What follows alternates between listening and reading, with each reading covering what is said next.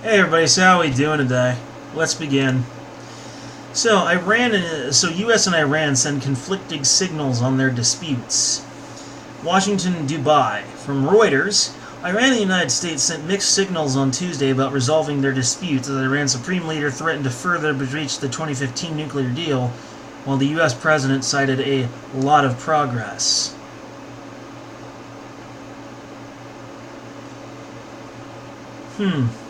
Okay, so which one of those is true? Maybe we'll find out. Let's find out. Sorry, I had to. Love Varg. Miss you, guy. Enjoy your time on BitChute. But, tensions have risen since U.S. President Donald Trump last year abandoned the major powers' nuclear deal with Iran, under which Tehran agreed to curtail its nuclear program in return for the lifting of global sanctions crippling its economy. Washington has since reimposed draconian sanctions to throttle Iran's oil trade and a maximum pressure policy to force Tehran to agree stricter limits on its nuclear capacity curb its ballistic missile program and end support for proxy forces in a regional power struggle with U.S.-backed Gulf Arabs.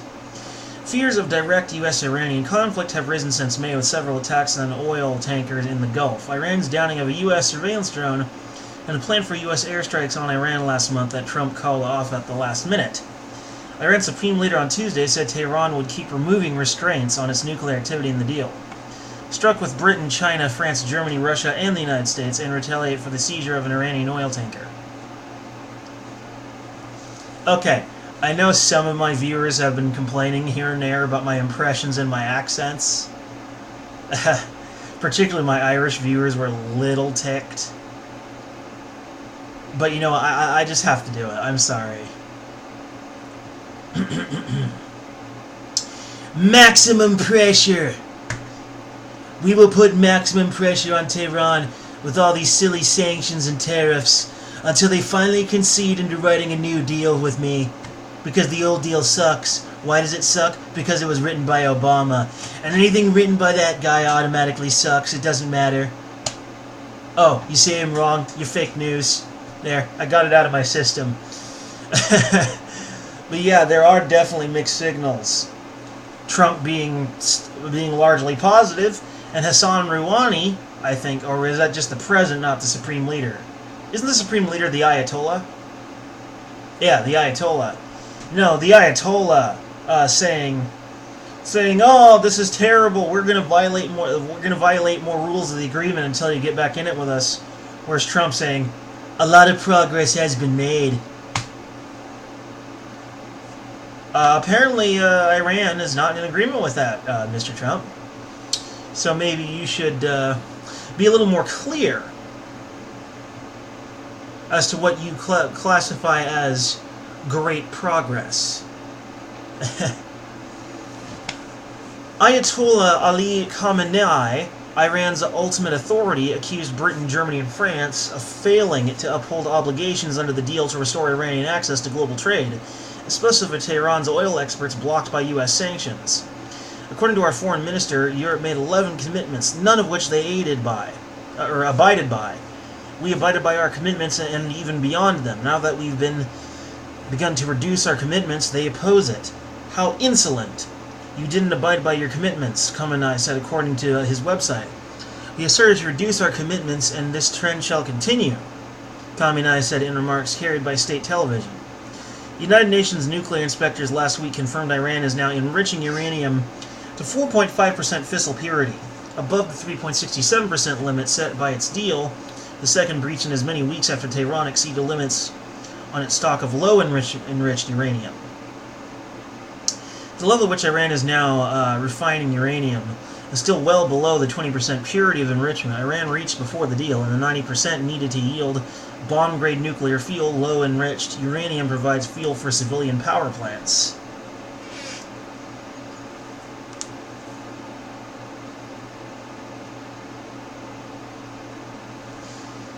So my earlier theory, I guess, is sort of proven wrong now, isn't it?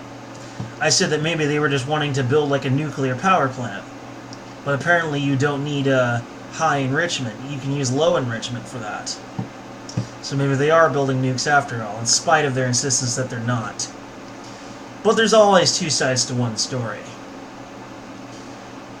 I don't think Iran would be acting the way it is right now if they didn't want America to get back in the deal. To be violating many of its tenets, yet at the same time complaining about being put into a situation where they have no choice. They most likely feel like they're in a position where they don't have any other option presented to them. Which, if you would get into the psychology of Carl Jung, you've got to own up. You've got to own up to your mistakes and your choices. No one else is responsible but you. But still, if they genuinely feel that way, then maybe we are at least somewhat at fault here. Impasse, which is the next chapter of this article, which is a word strangely spelled with an E.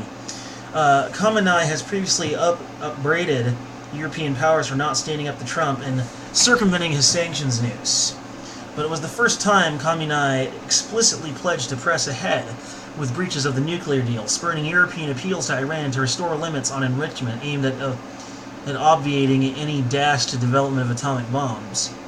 So far, efforts to win gestures from Iran to de-escalate the crisis are not succeeding, as Tehran is demanding the lifting of sanctions on its oil and banking sectors first, the European diplomatic source told Reuters.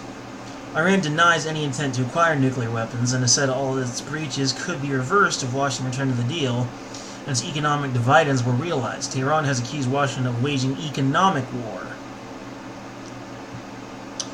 Western government's major vice is the arrogance, Khamenei said. If the country opposing them is a weak one, their arrogance works, but if it's a country that knows and stands up against them, they will be defeated. Separately, Iran denied it was willing to negotiate over its ballistic missile program, contradicting U.S. Secretary of State Mike Pompeo and appearing to undercut Trump's statement that Washington had made progress on its disputes with Tehran. The chief U.S. diplomat said Iran had signaled it was ready to negotiate about its ballistic missiles during a White House cabinet meeting. As Trump said, "We'll see what happens, but a lot of progress has been made." Again, in what regard? How instead of regurgitating the line, you actually show us what sort of progress that you're speaking of, Mr. President, because we're not seeing it. Pompeo appeared to be reacting to a comment by Iran's foreign minister that Tehran would discuss its missile program after Washington stopped arming allies, the United Arab Emirates and Saudi Arabia, something the United States is unlikely to do. Yeah, no kidding. His assessment drew a quick denial from the spokesman of Iran's mission to the UN, who posted on Twitter, "Iran's missiles are absolutely and under no condition negotiable with anyone or any country, period." Speaking during the U.S. cabinet meeting, Trump struck a conciliatory note saying Washington wanted to help Tehran. "We'll be good to them, we will work with them, we'll help them in any way we can, but they can't have a nuclear weapon. We're not looking, by the way, for regime change." According to Trump. "They also can't be testing ballistic missiles," and so forth. Britain's piracy. Pompeo told the meeting Iran had for the first time signaled it was prepared to negotiate about its ballistic missiles, suggesting this was the result of U.S. economic pressure. He appeared to be referring to comments by Iran's foreign minister on Monday, in which he said Shiite Iran would discuss its missile program only after the United States ceased arming its regional Sunni rival, Saudi Arabia and the UAE. Iranian Foreign Minister Mohammad Javad Zarif told NBC's Nightly News with Lester Holt program that once the Trump administration removed sanctions, it was restored. Since leaving the nuclear deal, the room for negotiation is wide open. Something that he and the Ayatollah have disagreed on more than once. Asked if that could include its ballistic missile program, Zarif replied, "If they want to talk about a missile, they need first to stop selling all these weapons, including missiles, to our region." Alright, so, needless to say, the Iranian situation is ridiculous. They are indeed sending mixed signals, they are indeed disagreeing on a lot of things. Hell, many of the Iranian leaders are disagreeing with each other on this. Trump opened a huge can of worms when he decided to back out of that signed deal. He should have stayed within it.